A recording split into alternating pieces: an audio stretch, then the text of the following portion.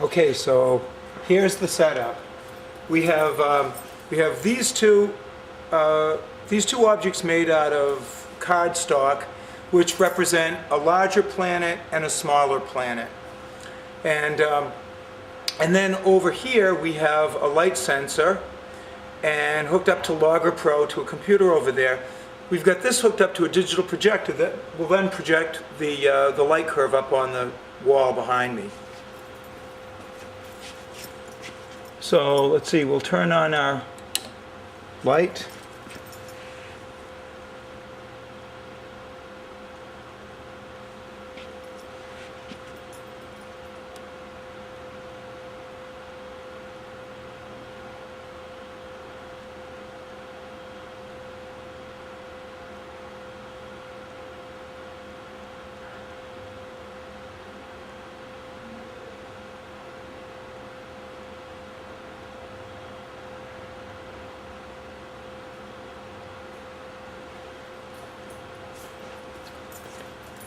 So you can see from this first experiment that if you look at the curve up here, that clearly the larger planet has a wider curve, so it's blocking the light for a greater amount of time. This is blocking the light for less amount of time. But interestingly enough, you see the depth of the light curve is identical.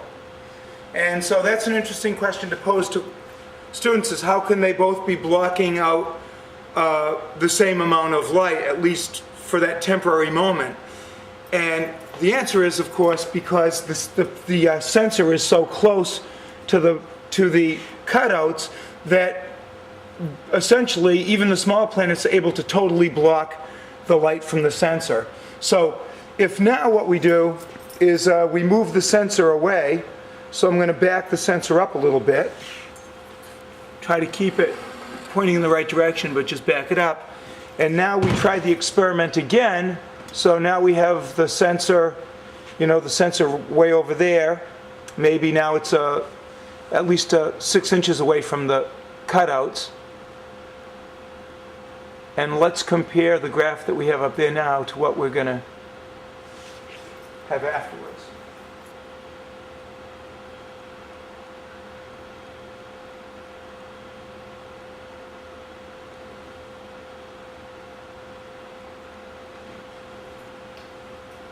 And so the result is now you can clearly see that the smaller planet, not only is it narrower, so there's less time that this event's happening, but also that the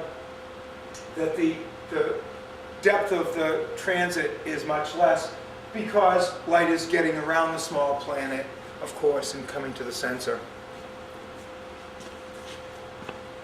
Now we can also vary this by speed. So by changing the speed of the record player, we should be able to see changes in the light curves. And this is comparable to having planets with faster orbits.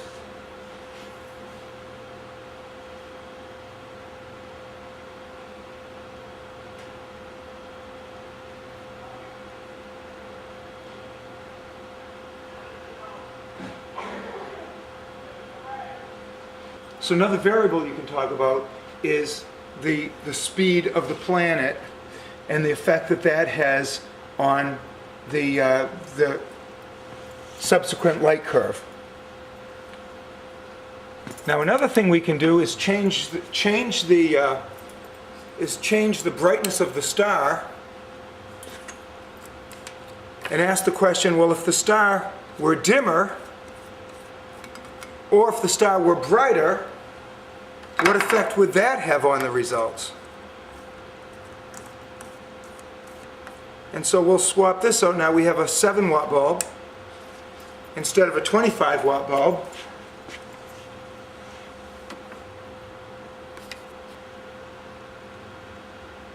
Okay, so now how will the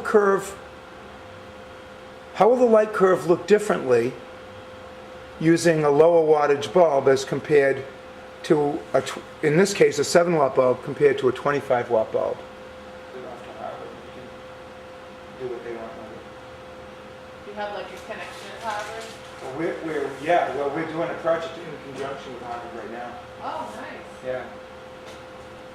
Now, what if we replace this with a very bright bulb? This is a 60-watt bulb. What will be the effects on our transit then? So let's turn this on. Probably have to raise the bulb a little bit.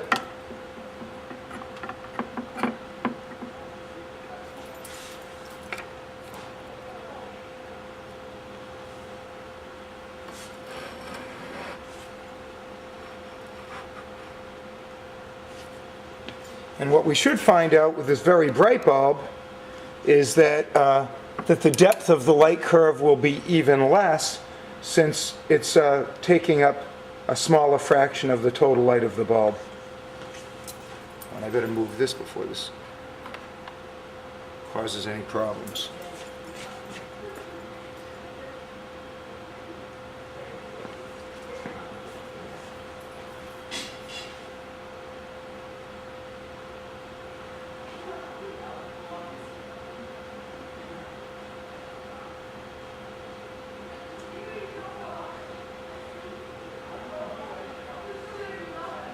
Okay, now in this case, you can see that the smaller planet is nowhere to be seen. It doesn't even register. With a light sensor. So here you can see why it's a much bigger challenge to find an exoplanet around a very bright star as compared to a dim star, because the transiting planet will take up that much less percentage of the light. So let's run this experiment one more time. Attention please, girls lacrosse practice will be at 2:30 today. Boys JV lacrosse will meet outside the locker room today at 3:45. Boys varsity lacrosse will meet at 4:15 outside the locker room. Also, boys varsity. So as you can see in this case, the smaller planet isn't even detectable on our graph. The brightness of the bulb overwhelms the impact that the small planet has. So this is a good example of how brighter stars make it more of a challenge when you're looking for a small planet in transit.